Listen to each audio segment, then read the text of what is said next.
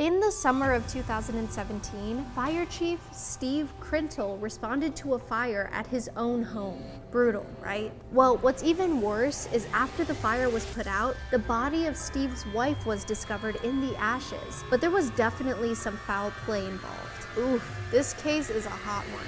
Nanette Krentel was a 49-year-old retired preschool teacher from Lacombe, Louisiana. She lived in a nice house on 100 acres of land with her husband of 22 years named Steve. Steve worked for the St. Tammany Parish Fire Department as the fire chief. Whether it was from Steve's background working in the force or some other reason, the couple was big on staying safe in their home because they had 9 surveillance cameras set up and owned around 30 firearms. But even though they lived a very cautious life, one day something terrible happened. One of the neighbor's kids was out riding their bike when they saw a house on fire. Quickly thereafter, dispatchers received a call about a fire at the Krentel house. This was at 2:30 p.m. When firefighters arrived at the scene, they immediately tried to put out the fire, but the flames were huge. Steve was even sent out to help. I can't even begin to think what it would be like to respond to a call at your own house. Well, after battling the fire for quite some time, first responders were able to put it out completely. By that point, the house had almost turned completely to ashes. As officials looked through the rubble, they found a human body lying face up in the master bedroom alongside the remains of 2 cats and 1 dog.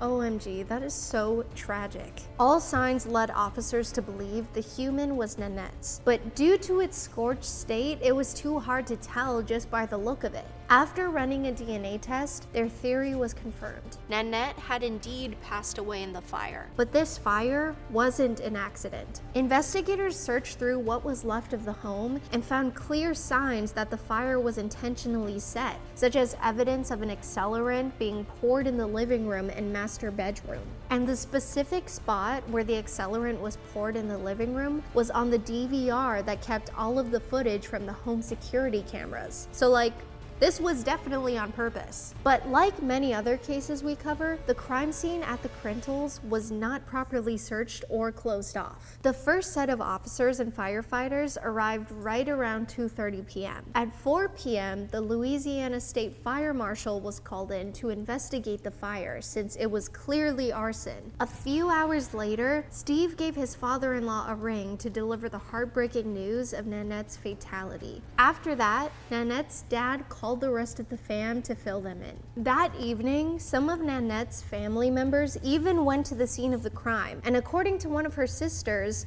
Nanette's body was removed from the scene at 9 p.m. The following day, an autopsy was conducted, and within a week, examiners determined that Nanette's fatality wasn't caused by the fire. It was caused by a bullet to the head. So even though there wasn't much left of Nanette's body, a coroner concluded that a small caliber bullet hit Nanette. That was the fatal blow that knocked her out completely. Apparently, Nanette was already lifeless by the time the fire was set. Dang, this is intense. After the autopsy report was made, the coroner got 2 different pathologists to conduct autopsies of their own to confirm the belief that Nanette was indeed rubbed out by taking a bullet to the head. Nanette's family eventually got another autopsy done by someone they hired privately, and a forensics lab at Louisiana State University made a reconstruction of the victim's skull. All of the results led to the same conclusion, so Nanette's passing was ruled a homicide and an investigation began.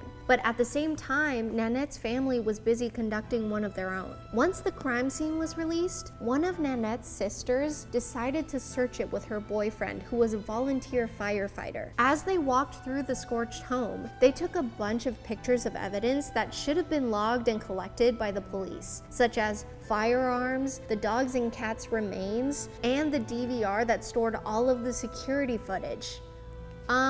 Did investigators even search the crime scene at all? They claim they did, and even said the reason they didn't take one of the weapons with them was because it didn't match the one allegedly used on Nanette. But at the time they made this statement, it wasn't even discovered that Nanette had been hit with a bullet. Yo, that is shady. And it also makes me think that maybe the detectives played a role in covering things up. As for the DVR, officials said it was too destroyed to pull any footage from it, And besides, Steve said the system had been accidentally deactivated the night before the fire. I find it interesting that a man with 9 cameras and over 30 firearms would turn off his whole security system by accident. He's looking super sketch right now.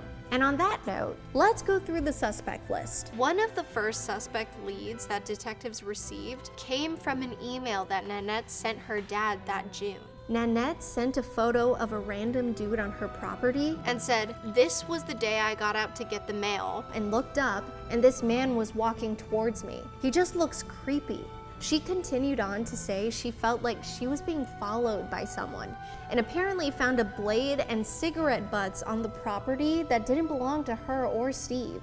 Oh hell no, I'd be so freaked out. After looking into the unknown man in the photo, detectives weren't able to make a positive identification, so that lead went cold. The next suspect on the list was Steve. He was looked into early on in the investigation, but was also ruled out super quickly. Way too quickly, some think. So when Steve was first brought in for questioning, he admitted to the investigators that he had cheated on his wife, but claimed that he left his mistress and was committed to working through his marital problems with Nanette. Steve was cheating? I'm starting to really not like this dude. Even though Steve said Nanette was willing to stay with him and weather the storm, her friends and family told a different story. They claimed that when Nanette found out about the affair, she wanted to leave Steve. Well, whether she brought up her intentions to Steve or not, Nanette wouldn't make it to see the day where she became a newly single woman. This all makes me even more suspicious of Steve though. There was clearly a motive there for him, because if Nanette brought up the topic of divorce, it's possible that he got so upset at the thought of having to make his own lunch and act it out. Okay, the lunch part was a joke, but you get my point. The idea of a divorce could have agitated him for sure, and he clearly had the right weapon to do it. Well, multiple weapons, in fact. But after all of these red flags, Steve passed a polygraph test and had a rock-solid alibi of being at work during the time of Nanette's slaying. Okay, but how do we know he didn't have help? It's possible that he hired a hitman or a hit woman, perhaps Steve's mistress? Due to Steve's polygraph test, alibi, and probably his connection to the force, he was no longer considered a suspect. So that brings us to suspect numero 3. Steve's son and Nanette's stepson, Justin. Dang, we've got a whole family of suspects in this case. Who's next? The mother? Well, actually, the brother-in-law. But we'll get to that in just a second. According to people in Nanette's circle, she and Justin didn't have the best relationship. Not much is known about the details of their history, but maybe it was one of those cases where Justin resented Nanette for trying to take the place of his real mom or something. But just like Steve, Justin had a legit alibi of being out of state at the time of his stepmom's slaying, so he was removed from the suspect list. And on to the 4th suspect we go. So Steve had a brother named Brian, who was quite the aggressive man with a thick criminal record. During one of his trips to jail in 2015, Brian was under the assumption that Nanette was the one who ratted him out about using substances, which I'm sure you could have guessed would have pissed him off. Steve even said this in an interview. Brian was definitely somebody that I was worried about because Brian had strong contempt for Nanette. Steve knew his wife was capable of handling Brian because she was very skilled with firearms and never went anywhere without at least one on her. And actually, when Nanette was discovered in the rubble that day, investigators also found 3 Glocks around her. It's so sad that Nanette was so fearful that she felt the need to always walk around with multiple weapons on her. Why couldn't this Brian dude be sent to jail for good? After speaking with Nanette's family, detectives learned that the sole reason Nanette learned to use firearms was due to the fact that she was so scared of Brian. Apparently, Nanette was always going to the range to practice her marksmanship on targets. And that's also why she got cameras installed in her home. But in the end, Brian had an alibi that checked out. He was on probation at the time and was wearing a GPS ankle monitor. Detectives also said they saw footage of Brian at his parents' house that day, which was 15 miles away from Nanette's. And even though that alibi checked out, that wouldn't be the case forever. In 2019, one of Nanette's relatives told a journalist about a time when she said Brian threatened to burn her home with her inside. And right around then, it was also discovered that Brian's ankle monitor had been deactivated during the time Nanette was snuffed. Whoa, how did the detectives miss something like that? Even after the ankle monitor mishap, Brian has not been added back to the suspect list, which makes absolutely no sense to me. You know, I mentioned this earlier, but it really does seem like the investigators were hiding things about this case. First, it was the half-assed crime scene investigation. Then, Steve was ruled out as a suspect way too early. And now, it seems like these detectives are being all shady about this whole ankle monitor thing. It's possible that Steve had a role in this cover-up. Maybe he bribed officers into keeping the details of the crime on the down low. Or maybe they were just such close pals with him that they decided to cover his back because they knew he was a great guy. I don't know, but something isn't right here. And those weren't all of the crazy happenings that started to occur in the investigation.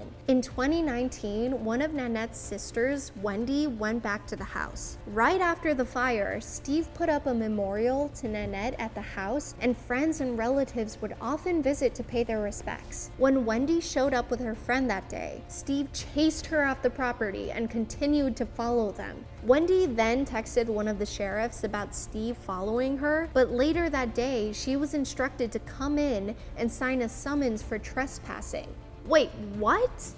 Did Steve rat her out for trespassing? It was like he set up the memorial as a trap. Well, 2019 was quite an insane year for this case, because on top of everything else that went down, a federal agent named Jerry was arrested for criminal defamation. Jerry apparently sent Nanette's relatives a bunch of emails under a fake name. In his emails, he told them belittling things about investigators on the case. While the specific claims were never shared to the public, they were bad enough to tarnish the relationship between Nanette's family and law enforcement. Okay, so now add fake email to the list of sketchy things in this investigation. What does that bring us to? At least 4 instances of shady cover-ups and scams. Can we get a new set of investigators on this case? Well, as of now, Nanette's case has gone cold and no arrests have been made. But after learning about her story through podcasts and TV docuseries, crime enthusiasts have come up with theories of their own, most of which involve Steve as the star perpetrator. On top of everything sketchy that we've covered so far regarding this man, there are 2 more reasons people believe Steve did it: his eyes and his knowledge of fires. Yes, I said his eyes. Basically, everyone who watched videos of Steve mentioned his eyes were way too telling. One girl who commented on a thread about Nanette's story said, "Did you see his eyes in the interviews? They would look away at the most inappropriate times. He's the only one that could pull it off, and then tried to blame it on his brother. I wonder what the insurance and life insurance on her were." You know, that's a really good thought. Add that to the motive list. But even though I'm on board with the whole eye claim, that wouldn't be enough evidence to arrest Steve. So let's talk about the second reason: Steve's firefighting background. In the initial investigation, detectives found it odd that the surveillance system had been deactivated a day prior to the incident, but even still, gasoline was poured on the main DVR. No one really knows whether that was intentional or a coincidence, but one TV documentary posed the idea that the suspect did both and just used gasoline just to make sure the fire ruined the equipment. And that would make sense to me. If those videos got out, it would be game over. So it's best to be safe. Well, actually, I don't know how safe starting a fire is, but you get what I mean. During the arson investigation, it was determined that the fire originated in 2 spots and spread very quickly. It was clear that whoever did this knew a lot about setting fast-burning fires